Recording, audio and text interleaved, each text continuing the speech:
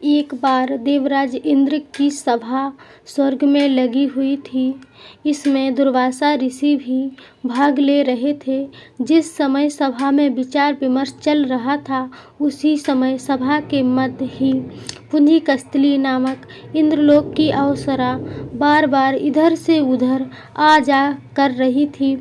सभी के मध्य पुंजिकस्थली का यह आचरण ऋषि दुर्वासा को अच्छा ना लगा। दुर्वासा ऋषि अपने क्रोध के लिए प्रसिद्ध हैं। उन्होंने पुंजिकस्थली को कई बार टोक कर ऐसा करने से मना किया, लेकिन वह अनसुना कर वैसा ही करती रही। तो दुर्वासा ऋषि ने कहा, तुझे देव सभा की मर्यादा का ज्ञान नहीं। तू कैसी देव अप्सरा है जो वानरियों की तरह बार बार आ जाकर सभा में व्यवधान डाल रही है। जा, अपनी इस आदत के कारण तू वानरी हो जा। ऋषि दुर्वासा का शाप सुनकर पुंजिकस्थली सन्न रह गई। अपने आचरण का यह परिणाम वह सोच भी नहीं सकती थी, पर अब क्या हो सकता था। भूल हो चुकी थी, उसके कारण वह शापग्रस्त भी हो गई। उसने हाथ जोड़कर अनुनय विनय कर कहा, ऋषिवर, अपनी मूढ़ता के कारण यह मैं भूल अनजाने में करती रही और आपकी वर्जना पर भी ध्यान ना दिया। सभा में व्यवधान डालने का मेरा कोई उद्देश्य ना था। कृपया बताइए, अब आपके इस शाप से मेरा उद्धार कैसे होगा। अप्सरा की विनती सुनकर ऋषि दुर्वासा पसीजे और बोले, अपनी इस चंचलता के कारण अगले जन्म में तू वानर जाति के राजा ब्रज की कन्या के रूप में जन्म लेगी। तू देवसभा की अप्सरा है, अतः तेरे गर्भ से एक महान बलशाली यशस्वी तथा प्रबुद्ध भक्त बालक का जन्म होगा।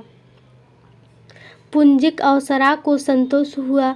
पुनर्जन्म में वानर राज ब्रज की कन्या के रूप में उसका जन्म हुआ।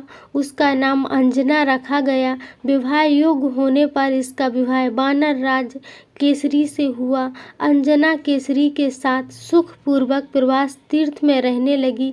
इस क्षेत्र में बहुत शांति थी तथा बहुत से ऋषि आश्रम बनाकर यज्ञादि करते रहते थे।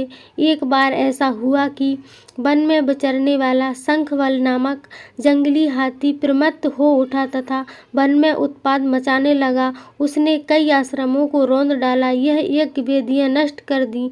उसके भय से भागते हुए अनेक तपस्वी बालक आहत हो गए। कई आश्रम उजड़ गए।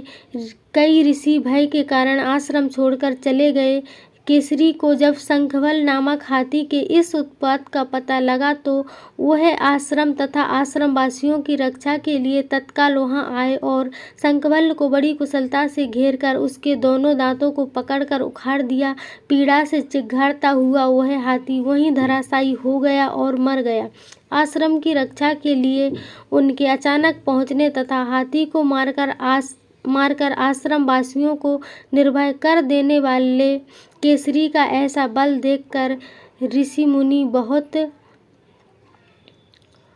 प्रसन्न हुए और केसरी के पास आकर आशीर्वाद देते हुए, वानर राज केसरी, जिस प्रकार तुमने आज हम सबकी तथा आश्रम की रक्षा की, इसी प्रकार भविष्य में तुम्हारा होने वाला पुत्र पवन जैसे वेग वाला होगा तथा रुद्र जैसा महान शक्तिशाली होगा। तुम्हारे बल तेज के साथ साथ उसमें पवन तथा रुद्र का तेज भी व्याप्त रहेगा। केसरी ने कहा, ऋषिवरों, मैंने तो बिना किसी कामना के प्रमत्त हाथी को, जो किसी प्रकार बस में नहीं आ रहा था, मारकर आपकी इस यज्ञ भूमि को निर्भय किया है। आपका दिया यह स्वतः आशीर्वाद मुझे शिरोधार्य है। केसरी ऋषियों को प्रणाम कर चले गए। समय आने पर अंजना के गर्भ से एक बालक का जन्म हुआ। उसमें अपने बाल्यकाल से ही ऋषियों द्वारा दिए गए आशीर्वाद का तेज झलकने लगा। आश्रमों में वह पवन की तरह जहाँ तहाँ पहुँच जाता। आश्रमों में विघ्न डालने वाले वन्य जीवों तथा दुष्ट व्यक्तियों को अपने अपार बल से खदेड़ देता।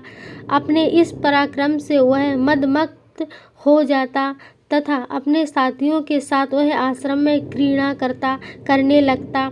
उसको खेलने से कोई रोकता तो वह उसको भी तंग करने लगता।